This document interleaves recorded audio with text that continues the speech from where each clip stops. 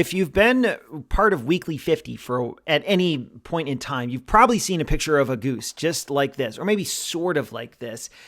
And it almost seems like one of these photos that's cheating. Like if you go to Theta Pond on the OSU campus, it's filled with geese. So anyone can just go down and like take your iPhone and you'll get a picture of a goose or several geese. So like what makes this photo special? Well, the answer is, for me anyway, this is a photo. It's one of the first photos I can recall taking, or one of the only photos I can recall taking, where I was able to get really, really close to the goose.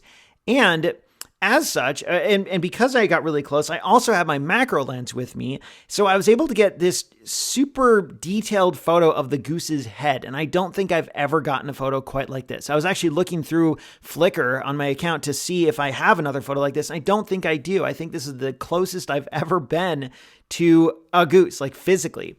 Most of the time when you walk near these geese on campus, they let you get to maybe 10 feet away and then they hiss at you, or they just sort of get up and walk away. But this one was napping, or just sitting there, I guess. Clearly his eyes were open, so it wasn't napping, but I think I approached it when it was napping. It was on the sidewalk by the pond, and maybe it just didn't see me as a threat. Maybe it was interested in me. Maybe it just didn't care. For whatever reason, it let me get close. And so I kind of kept on getting a little closer and a little closer. I don't want to scare these things, but I want to try and get their picture. And because I had my macro lens with me, I was able to get really close, like within a couple feet of this goose. And I used live view, if I remember right. I'm pretty sure I used live view because I had to hold my camera down at like maybe like a foot or two off the ground. I used the tilt screen on my D750 so that I could see what I was doing. And I put the focusing point right on the goose's eye, widened out the aperture as far as it would go, and I just took several shots.